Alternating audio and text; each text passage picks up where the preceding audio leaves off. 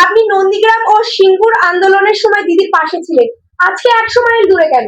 নন্দীগ্রাম এবং সিঙ্গুর আন্দোলন এটা বলার আগে আমি আরেকটু পিছনে যেতে চাই।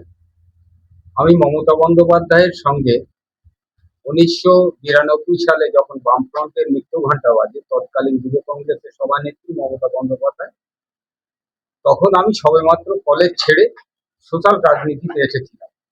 তখন থেকেই মমতা ব্যানার্জি সঙ্গী হিসাবে তার সমস্ত আন্দোলন, তার কর্মসূচি এতভাবে অনুপ্রাণিত করে আমাকে যে আমি কংগ্রেসের মধ্যে তার সঙ্গে রাজনীতিটা করি।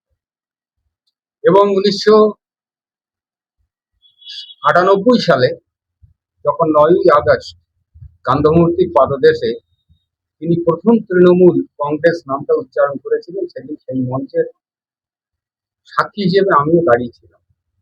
1 জানুয়ারি 1998 যখন প্রথম দলটা তৈরি হয়, আমি সেই দিন থেকে এই এলাকায়, বিশেষ করে হাসনাবাদ ব্লকে আমলানি, মাথালগাছা, হেবিয়া এবং মুরারিশা, এই 4টে পঞ্চায়েতকে কেন্দ্র করে আমরা গুটি কয়েক লোক আমরা সেদিন তৃণমূল করেছিলাম। সমস্ত কিছু ভাবনার ঊর্ধ্বে রেখে মমতা বন্দ্যোপাধ্যায় আমাদের আদর্শ, আমরা ভবিষ্যৎটা দেখেছিলাম মমতা বন্দ্যোপাধ্যায়ের দিকে তাকিয়ে, তাই সেই দিন থেকে আমরা তৃণমূল কংগ্রেস করি। হ্যাঁ, আপনার কথাই ঠিক যে নন্দীগ্রাম এবং সিঙ্গুর আন্দোলন, আমি নন্দীগ্রাম আন্দোলনের সমর্থনে বিভিন্নভাবে লোকালি আমার এলাকায় আমি আন্দোলন করতে গিয়ে কখনো পুলিশের বাধা, কখনো বামফ্রন্ট, তৎকালীন বামফ্রন্টেরও বাধা কিছুটা আমি পেয়েছিলাম।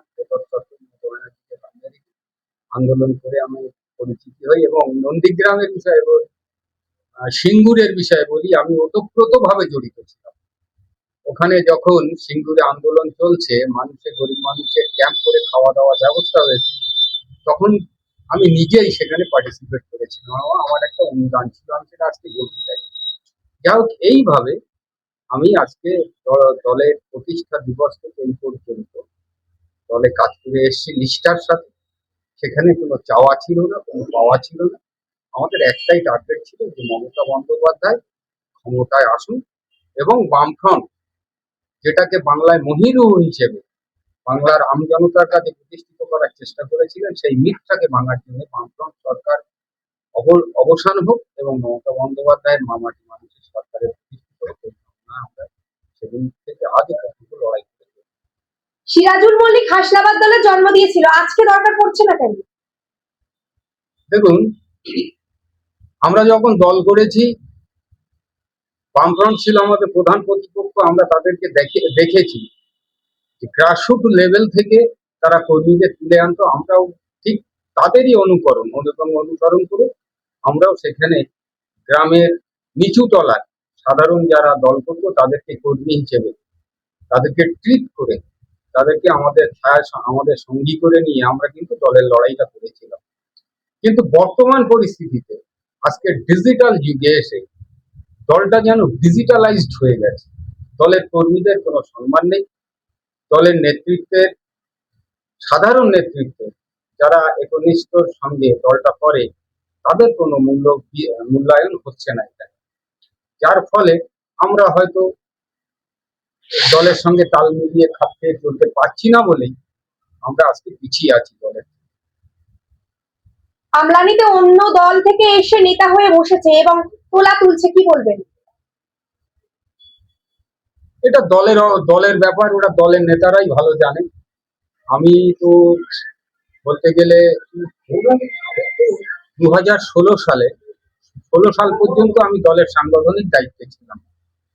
একাধারে প্রথম ব্লক সভাপতি তৃণমূল কংগ্রেসে, তখন কেউ ছিল না, আমরাই ছিলাম। পরবর্তীকালে যখন দেখেছি আমার নিজের অঞ্চলটাকে বামফ্রন্টের হাত থেকে ছিনিয়ে আনতে হবে, তখন আমি নিজে 2007 সালে আমলানি গ্রাম পঞ্চায়েতের সভাপতি হিসেবে দায়িত্ব নিয়ে 2008 সালে বামফ্রন্টকে এখান থেকে পরাস্ত করি এবং তৃণমূলকে ক্ষমতায় আনি আমরা প্রধান নির্বাচন। পরবর্তীকালে আমরা দেখলাম 2016 সাল থেকে মমতা বন্দ্যোপাধ্যায় দ্বিতীয়বার মুখ্যমন্ত্রী হওয়ার পরে কিছু অন্য দলের লোকজন তারা দলে ভিড়েছে। দলের শ্রীবৃদ্ধির জন্য প্রয়োজন হয়েছে, তাদেরকে দল নিয়েছে এবং তাদেরকেই দল বেশি গুরুত্ব দিয়ে আজকে জায়গায় বসিয়েছে। এবং সেই ক্ষেত্রে আমরা হয়তো দলের কাছে আস্তে আস্তে অপ্রয়োজনীয় হয়ে গেছি, যার ফলে আমরা দূরে সরে আছি। কে কি করছে, কে তোলা তুলছে, কে শুধু দলের নেতাদের কাছে যে মুখ দেখিয়ে বা আপনি যেটা বললেন সেটা করে তাদের পথ ধরে রেখেছে, সেটা আমি বলতে পারবো না। ধন্যবাদ স্যার আপনাকে।